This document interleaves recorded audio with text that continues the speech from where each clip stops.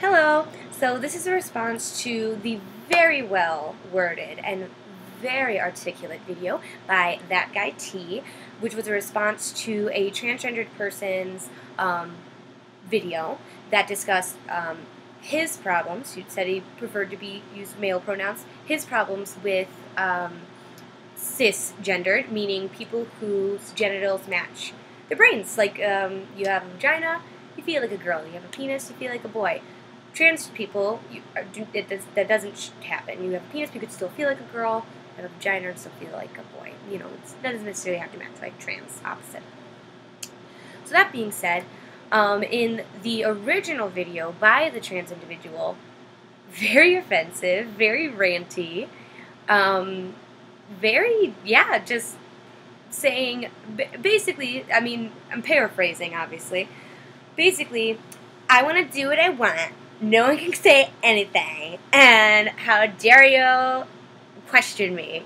Like, what? I think being questioned about your identity happens every day with every person. People question why you dress the way you do, even if it's not challenging your gender. If it just looks weird. You know what I mean? Look at Lady Gaga. People make fun of her for wearing a meat dress, but she still does it. She doesn't give no fucks. That's the whole point. People, as a society, people, there is this kind of thing to conform into certain groups. So even children, like the reason, okay, like little kids, baby kids, will play with trucks and Barbies and whatever. They don't know yet that like they have gender, associations at all. When you put them in school together, they learn the associations and then referee each other and teach each other, oh, you're playing with trucks, that's a boy thing. Oh, you're playing with dolls, that's a girl thing. You shouldn't do that. They kind of guilt each other into like conforming to gender roles. That's literally child psychology. That absolutely happens. You can look it up. I forget the exact psychologist that studied it, but I remember learning that in school. So, that being said, it's natural to form identities of gender, and there definitely is space. In a previous video, I talked about intersex individuals. It is not black and white. There is definitely a big gray area, and that's kind of where intersex individuals can fit. That's where transgendered individuals can fit. There's a lot of mix. It's not just black and white.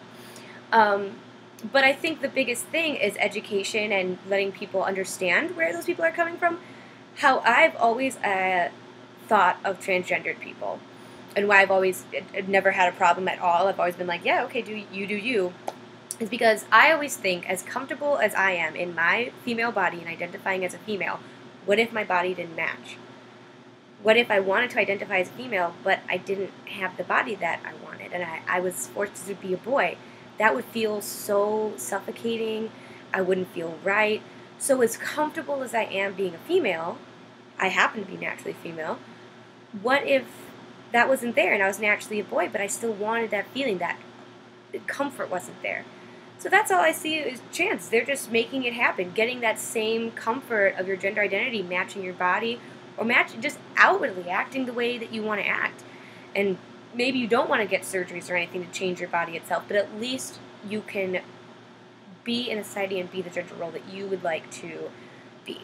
So that's why I've never had a debate about it, because as long as you're not harming others or harming yourself and it makes you happy, do it. There's really not a problem. So yeah, I just think that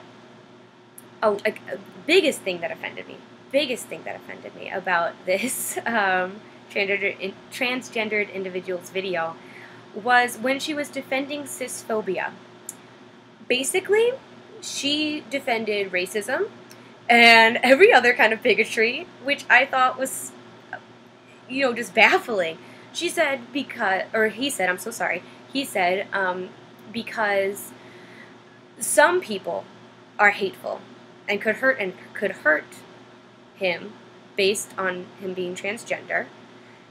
He therefore is afraid of all cis people.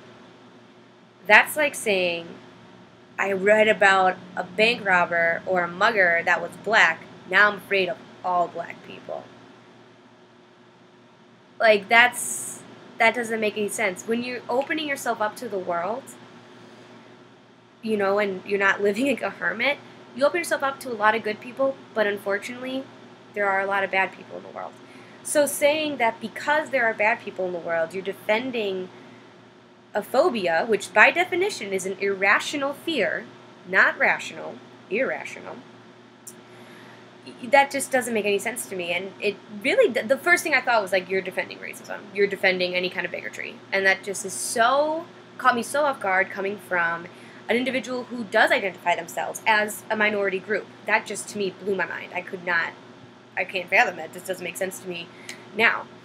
But that being said, I do understand what that person was communicating.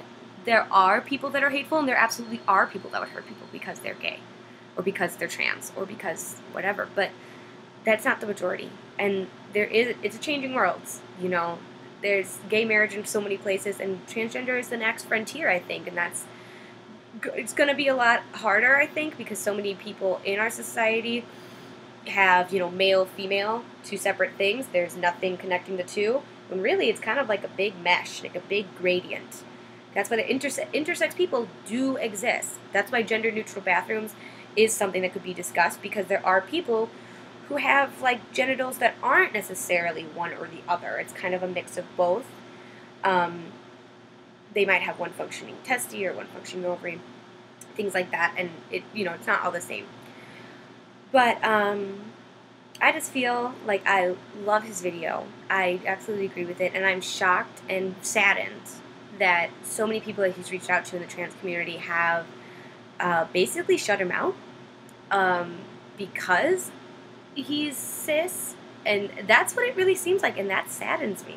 That really does, because I think you should always have an open mind, and always, especially if you are an individual that is facing a lot of hateful comments on your lifestyle and is facing a lot of bigotry, when someone comes to you and wants to learn, and not in a predisposed way. They're already saying, oh, well, let me hear about the freak, like, no, they're saying, I want to know about your lifestyle.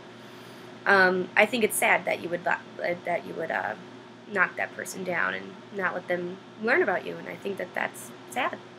And that's why he mentioned in his video, the transgender individual mentioned in his video, that he's not doing it for the cause, like it's against the cause, because overall the cause is equality and understanding, and for everyone to accept who you are. And it is definitely hurting the cause when you're hating people. Hate doesn't get anywhere. Catch more flies with honey than vinegar. That's just how that works. And it's hard when you're in a place that's why I've always identified with, even though I myself am a straight female, cis female, I've always identified with the gay community and trans community, because I can understand that struggle of people hating you just for how you want to live your life, and have that be a constant thing. But you know what? You gotta stay strong. And when people come with you with hate, fire doesn't fight. You can't fight fire with fire.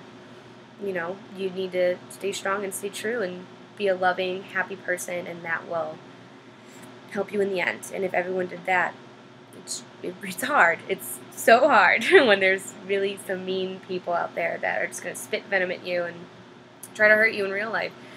But you got to stay positive, and you've got to stay strong, because your words might help the person after you. And that's really how that works. You got to stay strong.